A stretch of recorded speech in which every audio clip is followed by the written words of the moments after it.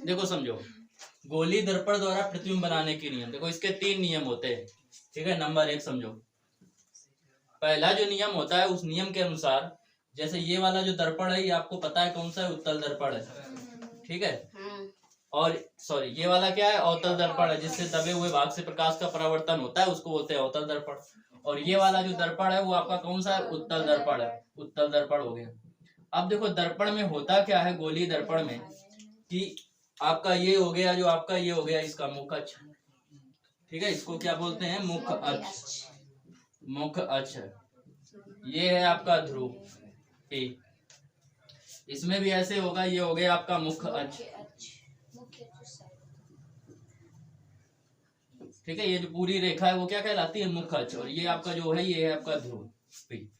अब देखो आपके दर्पण के नियम के अनुसार जो पहला होता है, जैसे इसका ये प्रकाशिक केंद्र हो गया C, ये इसका हो गया फोकस, मुख्य फोकस है, इसमें इस तरफ होगा क्योंकि गोला ऐसे बना है, इसका गोला ये ऐसे है तो इस तरफ सब होंगे।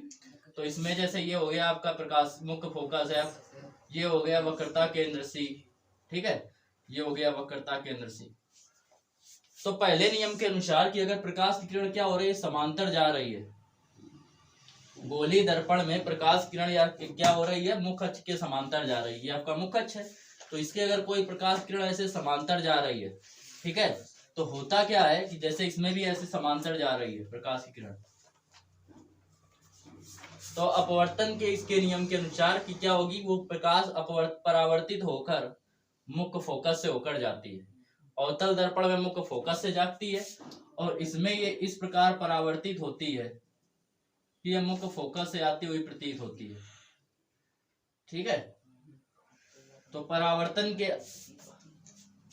तो प्रतिबिंब बनाने का पहला नियम ये है कि मुख्य अक्ष के समांतर चलने वाली प्रकाश की किरणें दर्पण से परावर्तन के पश्चात या तो मुख्य फोकस से होकर जाती हैं, परावर्तन के पश्चात, पहले के नहीं जा रही थी, पहले मुख्य अक्ष के समांतर थी, पहले मुख्य अक्ष के समांतर थी। जब इससे प्रकाश का परावर्तन हुआ, दर्पण से प्रकाश का परावर्तन हुआ, तो कहां से होके आ रही, या तो मुख्य फोकस से होकर जाती है या मुख्य फोकस से आती हुई प्रतीत होती है। तो पहले नियम में आप लोग अगर लिखना चाहें तो ये लिख सकते हैं कि क्या लिख सकते हैं कि दर्पण में, गोलीय दर्पण में, लिखो जल्दी, पहले गोलीय दर्पण में मुख्य अक्ष के समांतर चलने वाली प्रकाश की किरणें, गोलीय दर्पण में मुख्य अक्ष के समांतर चलने वाली प्रकाश की किरणें, गोलीय दर्पण में मुख्य अक्ष के समांतर चलने वाली प्रकाश की किरणें दर्पण से परावर्तित होकर, दर्पण से परावर्तित होकर, दर्पण से परावर्तित होकर मुख्य अक्ष से होकर जाती हैं, दर्पण से परावर्तित होकर मुख्य अक्ष से होकर जाती हैं, सॉरी मुख्य फोकस लिखना, मुख्य फोकस से होकर जाती हैं, ब्रैकेट में लिख लो, उत्तल दर्पण में, मतलब उत्तल दर्पण में मुख्य फोकस से होकर जाती हैं, ठीक है, फोकस से होकर जाती है, या मुख्य फोकस से आती हुई प्रतीत होती है, या मुख्य फोकस से आती हुई प्रतीत होती है, या मुख्य फोकस से आती हुई प्रतीत होती है।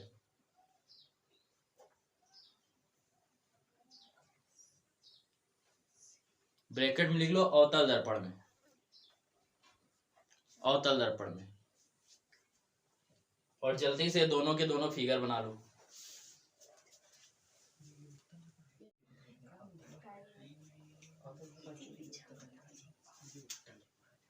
दूसरा नियम देखिए, दूसरा नियम ये कहता है, ये आपको पता है कौन सा दर्पण है, अवतल दर्पण है, ये आपका हो गया अवतल दर्पण, और ये जो आपका है वो कौन सा दर्पण है, उत्तल दर्पण है, ठीक है। ये आपका है अवतल दर्पण, और ये आपका हो गया उत्तल दर्पण।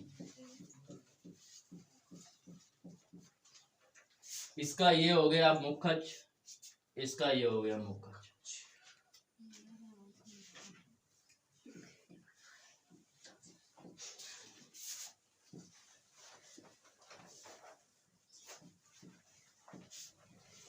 तो होता क्या है कि आपको पता है कि इसका यहाँ पे होगा ध्रुव, यहाँ पे होगा मुख्य फोकस और यहाँ पे होगा वक्रता केंद्र। ऐसे इस पे यहाँ पे होगा ध्रुव, यहाँ पे होगा मुख्य फोकस और इसके आगे होगा वक्रता केंद्र। होता क्या है आपको ध्यान समझेंगे कि अगर कोई प्रकाश किरण किससे जा रही है, वक्रता केंद्र से होकर जा रही है। अगर कोई भी प्रकाश किरण वक्रता केंद्र से होकर जा रही है या वक्रता केंद्र की ओर जा रही है, कोई भी प्रकाश की किरण क्या है, वक्रता केंद्र की ओर जा रही है और किस में जा रही है, अवतल दर्पण में। सॉरी, या कोई प्रकाश किरण वक्रता केंद्र से जा रही है तो से किस में जा रही है, होकर किस में जा रही है, अवतल दर्पण में। और वक्रता केंद्र की ओर जा रही है वो किस में होगा, उत्तल दर्पण में, ब्रैकेट में लिखेंगे। तो वह प्रकाश की किरण अपवर्त दर्पण से परावर्तित होकर उसी मार्ग में वापस लौट आती है। दर्पण से परावर्तित होकर उसी मार्ग में वापस लौट आती है। ठीक है, ऐसा इसलिए होता है क्योंकि हमेशा जो इस पर लंब डाला जाता है वो यहीं से डाला जाता है, केंद्र से। तो अगर केंद्र से यहाँ पे जो अभिलंब खींचेंगे वो ऐसे खींचेंगे, अभिलंब यहाँ बनेगा। और अभिलंब पर हमने बताया था कि अभिलंबवत कोई प्रकाश किरण जाती है तो क्या होती है, उसी मार्ग में वापस लौट जाती है। तो इसमें भी अगर अभिलंबवत कोई प्रकाश की डाली जाएगी तो उसी मार्ग में वापस लौट आएगी। प्रकाश के परावर्तन में ये आपको हमने बता दिया था। तो ये समझ में आया। तो लिखेंगे क्या कि गोलीय दर्पण में, तो गोलीय दर्पण में वक्रता केंद्र से होकर जाने वाली प्रकाश की किरण, वक्रता केंद्र से होकर जाने वाली प्रकाश की किरण ब्रैकेट में लिख लो, अवतल दर्पण में वक्रता केंद्र से होकर जाने वाली प्रकाश की किरण ब्रैकेट में लिखेंगे, अवतल दर्पण में वक्रता केंद्र से होकर जाने वाली प्रकाश की किरण ब्रैकेट में अवतल दर्पण में, अथवा वक्रता केंद्र की ओर जाने वाली प्रकाश की किरण, अथवा वक्रता केंद्र की ओर जाने वाली प्रकाश की किरण, वक्रता केंद्र की ओर जाने वाली प्रकाश की किरण ब्रैकेट में उत्तल दर्पण में, उत्तल दर्पण में दर्पण से परावर्तित होकर, दर्पण से परावर्तित होकर, दर्पण से परावर्तित होकर उसी मार्ग में वापस लौट आती है। दर्पण से परावर्तित होकर उसी मार्ग में वापस लौट आती है।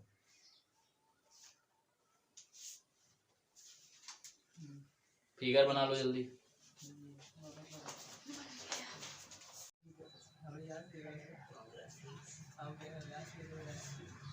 देखो ध्यान दो, इसमें थर्ड जो पॉइंट है वो तीसरे नियम में कह रहा है। इसके 3 नियम होते हैं गोलीय दर्पण द्वारा प्रतिबिंब बनाने के। तो तीसरा नियम ये है कि यदि कोई प्रकाश की किरण कहाँ से जा रही है, मुख्य फोकस से होकर जा रही है, ठीक है, या क्या हो रही है, वो मुख्य फोकस की ओर जा रही है। मुख्य फोकस से होकर किस में जाएगी, अवतल दर्पण में, और मुख्य फोकस की ओर किस में जाएगी, उत्तल दर्पण में। तो यदि वह क्या हो रही है, मुख्य फोकस से होकर जा रही है और यह मुख्य फोकस की ओर जा रही है, तो वह दर्पण से परावर्तित होकर मुख्य अक्ष के समांतर हो जाती है।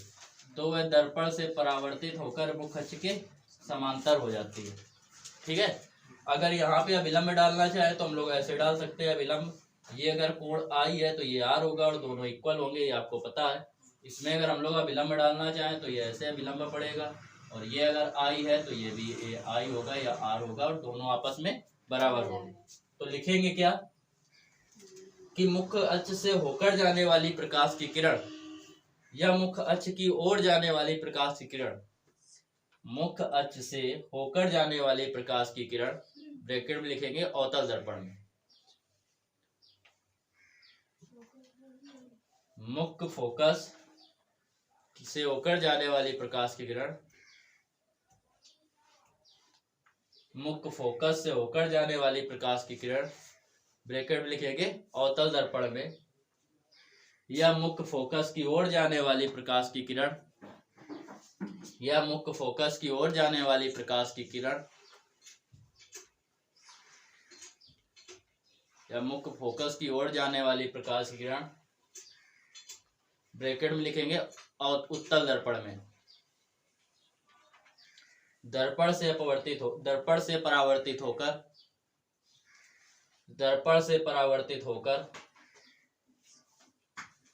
दर्पण से परावर्तित होकर मुख्य अक्ष के समांतर हो जाती है। दर्पण से परावर्तित होकर मुख्य अक्ष के समांतर हो जाती है। फिगर बना लो, नोट कर लो।